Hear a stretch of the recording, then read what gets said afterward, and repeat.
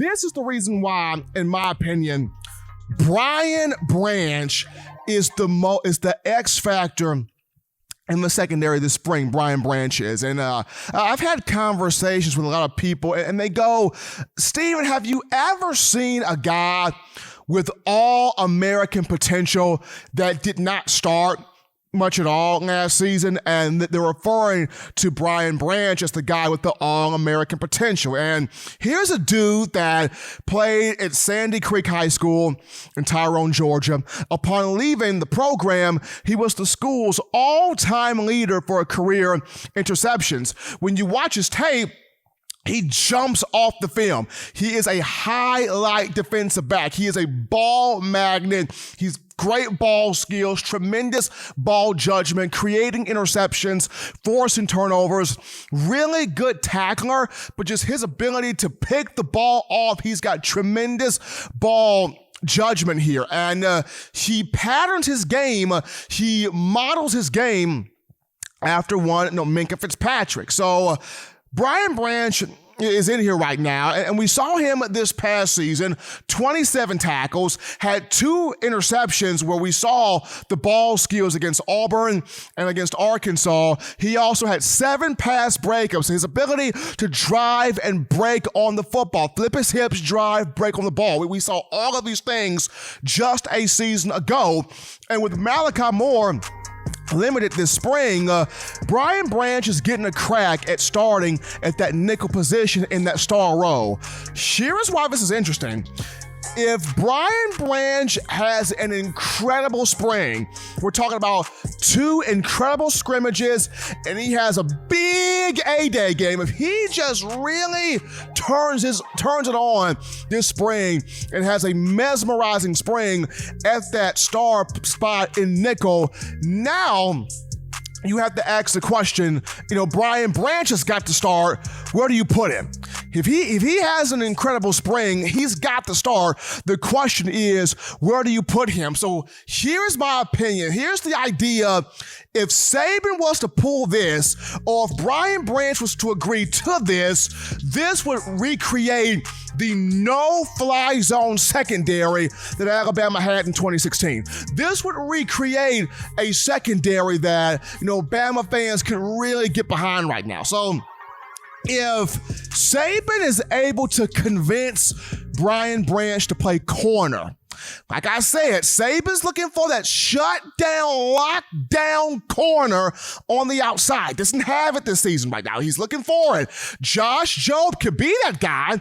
Josh Jobe has potential to be that guy, but Josh Jobe can be hit or miss at times. Hopefully this year, this upcoming season, he can lock all the way in. But Nick Saban trying to find that shut-down, that lockdown corner. So for me, if Saban is able to convince Brian Branch, who is at 6 feet, 195 pounds plus in that range, if he's able to convince Brian Branch, hey, your skill set may be better suited as an outside corner because he's got the length, he's got the speed, he's got the athleticism, he's got the ball skills, he's got the IQ, if you will. So if he goes to corner, then this puts you at having Josh Jobe in the corner, Brian Branch in the corner, Malachi Moore can remain at star, and you got your 2 safeties, the film junkie and the hit stick, with Jordan Battle and DeMarco Hellams.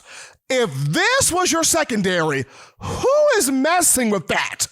Who is penetrating that? Who is completing passes against that? Who is dominating that secondary? Just think about it. Think about it for a moment here, folks. Who is dominating that secondary if that becomes a look that Coach Saban puts out here in the field? Because what you would be doing here, if this happens, you would be killing 3 birds with 1 stone here. So 3 birds with 1 stone you would be killing. Number 1, Brian Branch would have a starting position. People want Brian Branch to start. If he would agree to play outside corner, that would give him a chance to start.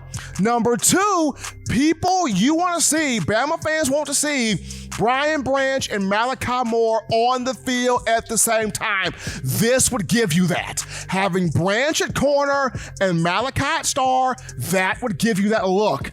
And then last but not least, once again, this would give you that no-fly zone secondary that you had back in 2016. The reason why I say the no-fly zone look is, check out some of these comparisons right now. First and foremost, you look at a Jordan Battle. A Jordan Battle, instinctive, smart, film junkie, ball skills, IQ, hails from the state of Florida.